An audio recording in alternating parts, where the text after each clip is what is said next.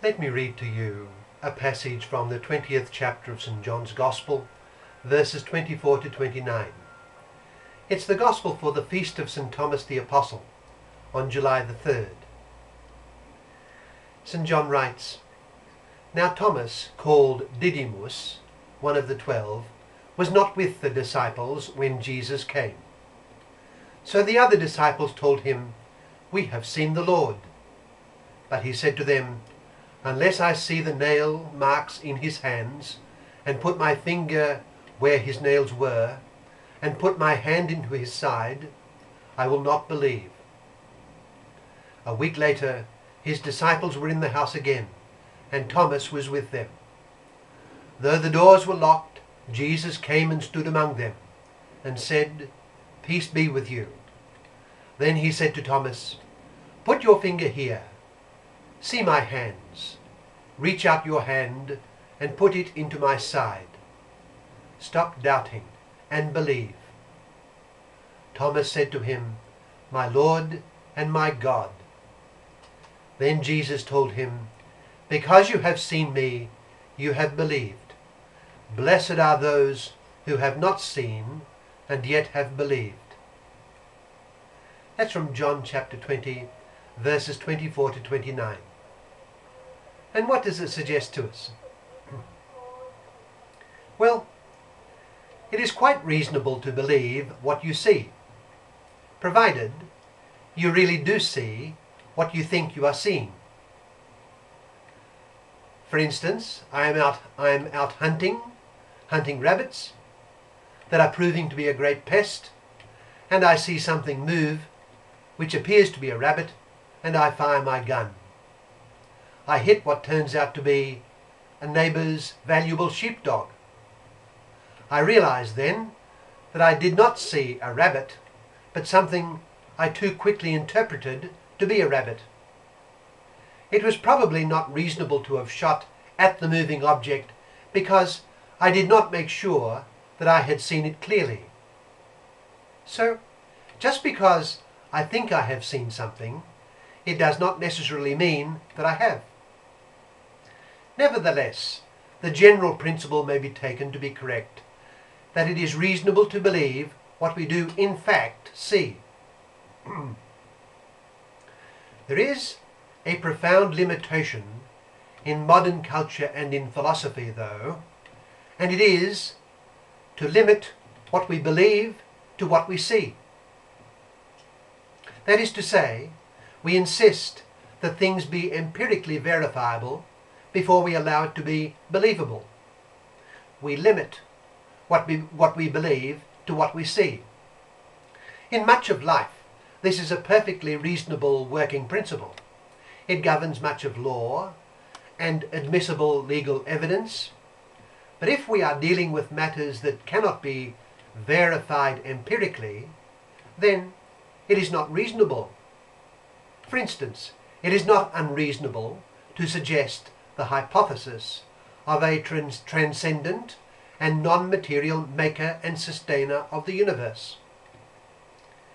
If the existence of this creator is to be demonstrated, in the nature of the case, it cannot be by empirical testing.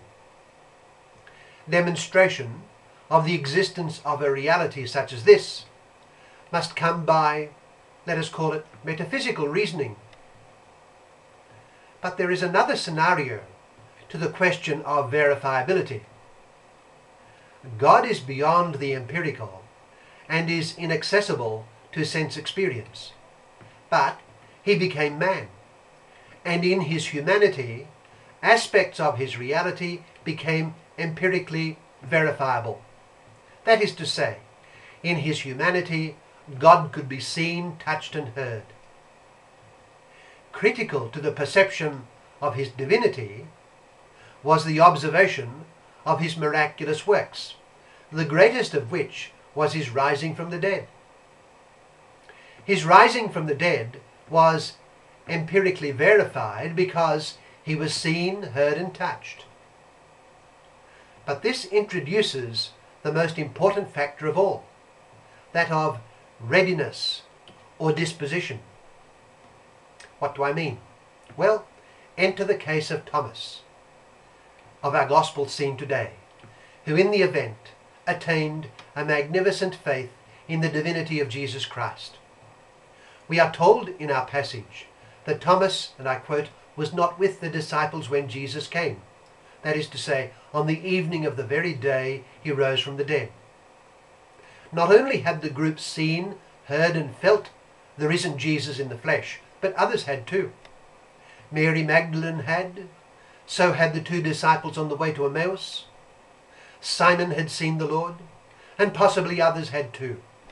And yet Thomas, who knew his companions so well, and who knew the Master so well, refused to believe their testimony.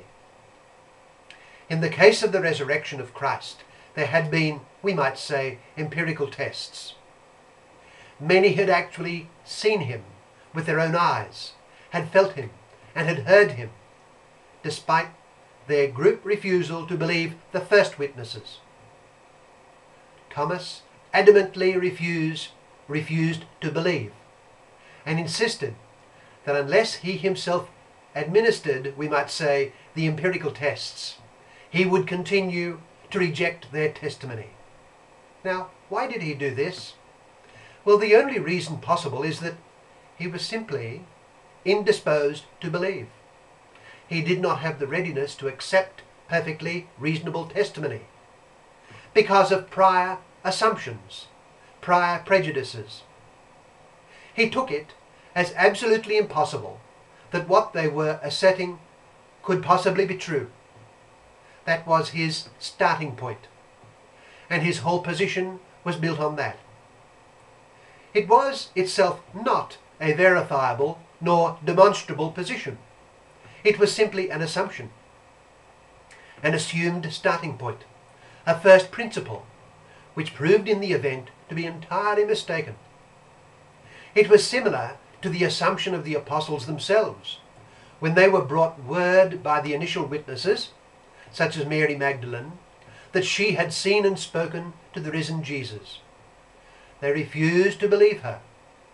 It was impossible, for Christ had truly died. When Christ did appear to them, he rebuked them for failing to believe the testimony they had been given. At the very least, it was not reasonable, in view of who he had shown himself to be, in view of his own prior predictions, and in view of the credible testimony of the witnesses. The example of Thomas shows how a prior disposition can prove to be a tremendous obstacle to faith in the risen living Jesus. Our starting points and first principles are so very important, not only for faith in Christ, but for growth in this faith. So the question is, where are we coming from? Now, that may be hidden from our sight, but in the nature of the case, this is of immense importance in the matter of religious faith. We must pray that by His grace, God will lay the foundation in our hearts, in our souls, that He knows is right and best, and that by His grace we will build on that foundation. Let this mind be in you, St. Paul writes, that was in Christ Jesus. So we must put on the mind of Christ. Let that be our prayer.